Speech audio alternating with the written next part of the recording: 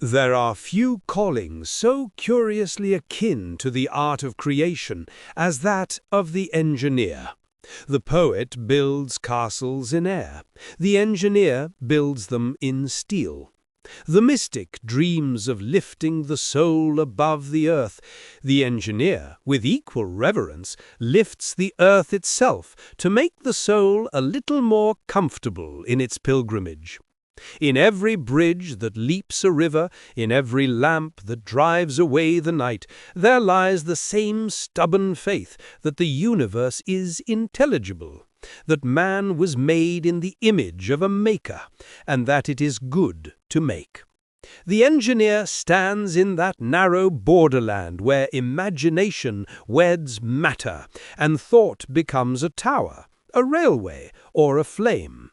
His errors are public, his triumphs anonymous, and yet he continues his craft like a saint in steel spectacles, laboring that others may pass safely over what he has wrought.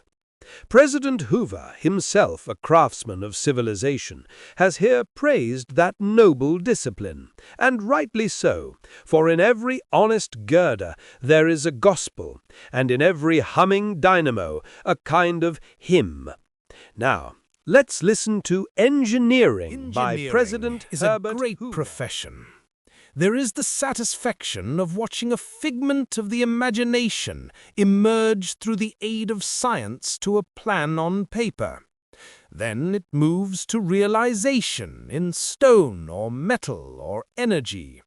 Then it brings jobs and homes to men. Then it elevates the standards of living and adds to the comforts of life. That is the engineer's high privilege. The great liability of the engineer compared to men of other professions is that his works are out in the open where all can see them. His acts, step by step, are in hard substance. He cannot bury his mistakes in the grave like the doctors. He cannot argue them into thin air or blame the judge like the lawyers. He cannot, like the architects, cover his failures with trees and vines.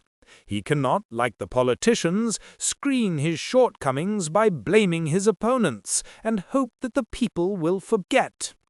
The engineer simply cannot deny that he did it. If his works do not work, he is damned.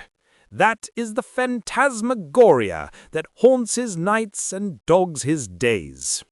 He comes from the job at the end of the day resolved to calculate it again. He wakes in the night in a cold sweat and puts something on paper that looks silly in the morning. All day he shivers at the thought of the bugs which will inevitably appear to jolt his smooth consummation. On the other hand, unlike the doctor, his is not a life among the weak.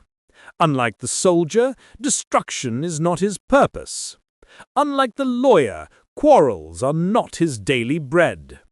To the engineer falls the job of clothing the bare bones of science with life, comfort, and hope. No doubt, as years go by, people forget which engineer did it, even if they ever knew. Or some politician puts his name on it. Or they credit it to some promoter who used other people's money with which to finance it. But the engineer himself looks back at the unending stream of goodness that flows from his successes with satisfactions that few professions may know.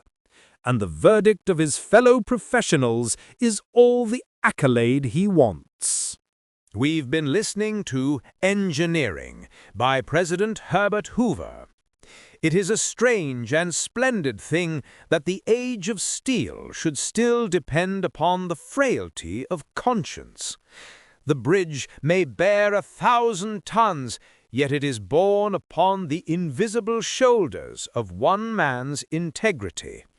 The world may never know his name, but if the beam breaks or the pressure fails, the truth will shout his guilt from the stones. That is why the engineer, more than the politician or philosopher, must believe in right and wrong. And yet, beyond the fear of failure, there glimmers the joy of creation, the ancient delight of the craftsman who finds in his work a reflection of divine order. For when an engineer bends the forces of nature to the service of mankind, he does not conquer creation, he cooperates with it. His bridges are prayers in iron, his machines psalms in motion. He leaves no epitaph but the humming of a city and the laughter of children under electric light, and that, perhaps, is the most enduring monument of all.